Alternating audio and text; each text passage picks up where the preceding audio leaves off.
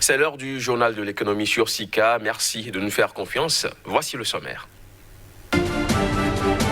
Au Niger, le gouvernement a autorisé la ratification d'un accord de prêt d'un montant de 15 millions de dollars du fonds de l'OPEP pour le développement.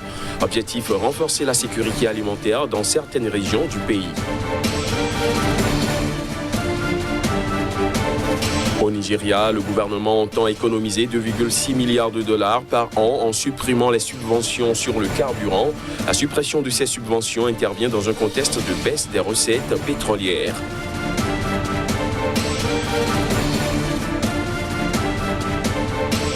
Et puis au Soudan, le gouvernement de transition a déclaré un état d'urgence économique.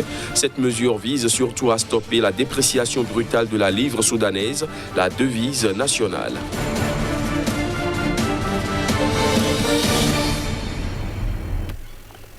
Voilà pour les titres. Bienvenue à tous.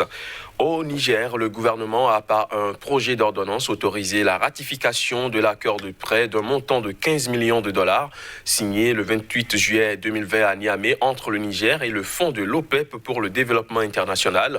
Cet accord vise principalement à renforcer la sécurité alimentaire, notamment dans les régions de Dosso, de Maradi, de Zinder et de Tawa. Il s'agira surtout d'œuvrer pour un développement agricole durable et au renforcement de la résilience des ménages ruraux, d'assurer la promotion des jeunes entrepreneurs et leur accès au marché, ainsi que d'assurer la coordination, l'engagement des citoyens, le suivi et l'évaluation, la capitalisation et la gestion des connaissances. Au Nigeria, le gouvernement entend économiser 2,6 milliards de dollars par an en supprimant les subventions sur le carburant. La suppression de ces subventions intervient dans un contexte de baisse des recettes pétrolières qui oblige les autorités à rationaliser les dépenses. Voici les détails. Le gouvernement nigérian espère gagner 1000 milliards de naira, soit 2,6 milliards de dollars par an, en mettant fin aux subventions pétrolières. Le pays qui tire plus de 90% de ses recettes d'exportation et environ 50% de ses recettes publiques du secteur pétrolier a décidé de mettre fin aux subventions sur le carburant suite à la chute brutale des cours de l'or noir due entre autres à la pandémie de coronavirus. Ces subventions étaient accordées depuis les années 80 pour garantir de l'essence bon marché aux populations.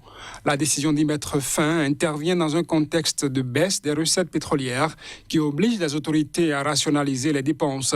Ces derniers mois, face à la baisse de ces recettes et à la hausse des dépenses liées notamment à la crise sanitaire, le gouvernement nigérian essaye de se trouver de nouvelles sources de revenus.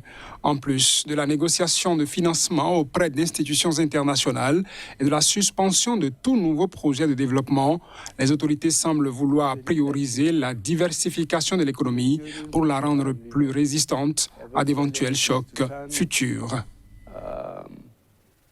En bref, au Bénin, 5188 entreprises ont été créées au deuxième trimestre 2020, selon une note de la Direction des affaires économiques du ministère de l'économie et des finances. On note 4443 établissements, 657 sociétés et 88 auto-entreprises.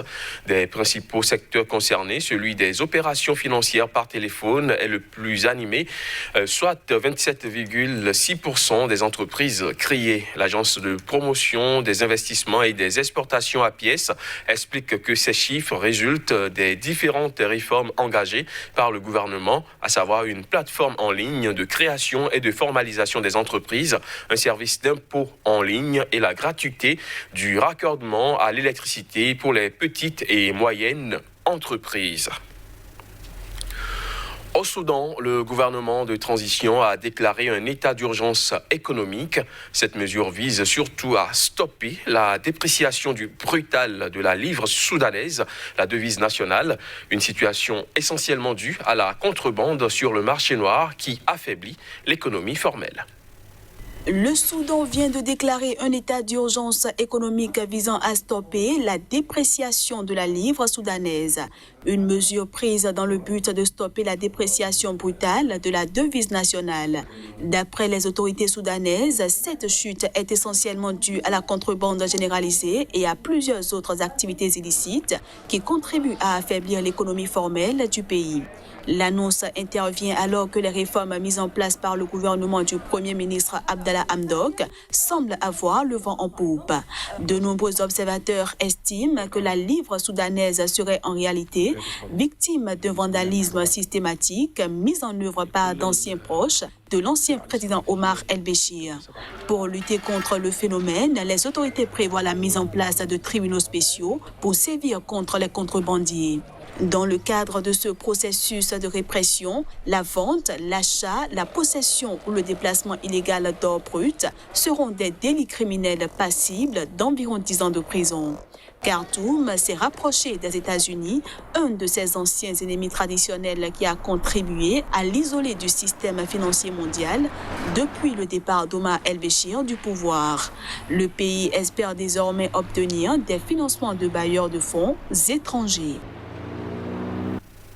Le Maroc s'achemine vers la création d'un fonds d'investissement stratégique. On en parle avec Casimir Pédior juste après cette courte pause.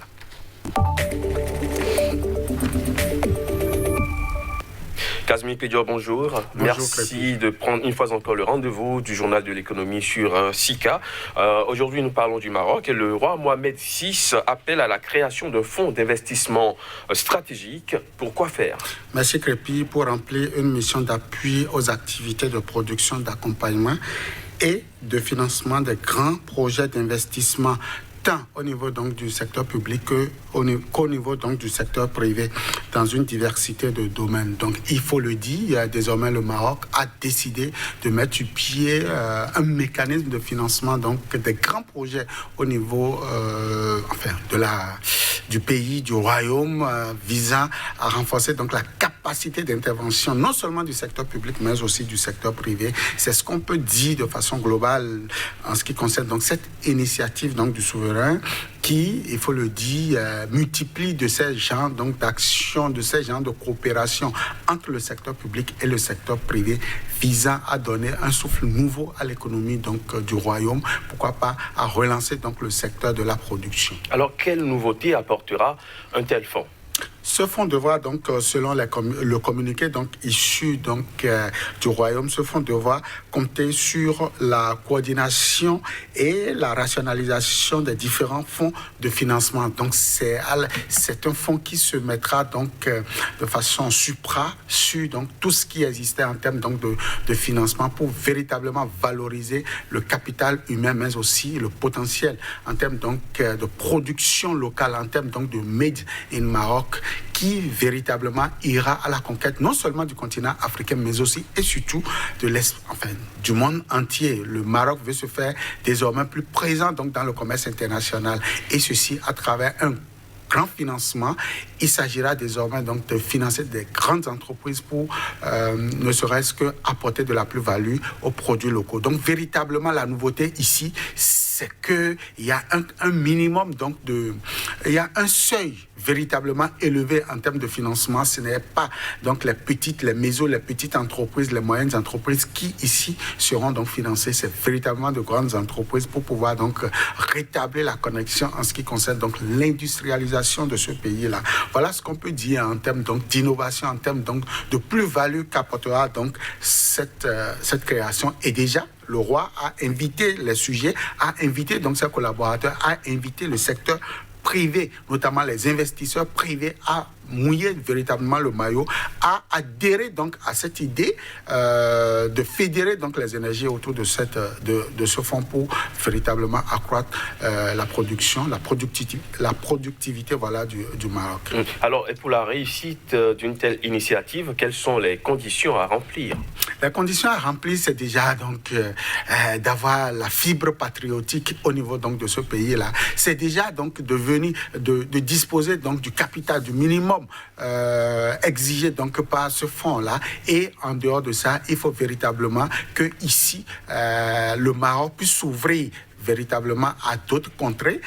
Pourquoi pas aller voir donc de l'autre côté, certainement du Sahel, les potentiels investisseurs pour véritablement alimenter ce fonds, que ce fonds ne soit donc pas véritablement focalisé sur le royaume, qui a une certaine ouverture pour que la réalité, enfin, la mise sur pied donc de ce fonds soit une réalité. Au-delà de ça, il faut aussi que le fonds puisse avoir donc la capacité de financer des projets structurants, des projets à plus forte valeur ajoutée au niveau donc du royaume. Et je crois que lorsque le Maroc pourra donc gagner ce pari, je crois que ce serait une réalité. Les entreprises pourront donc bénéficier véritablement de l'accompagnement de ce fonds pour pouvoir se lancer en ce qui concerne donc la transformation des produits locaux.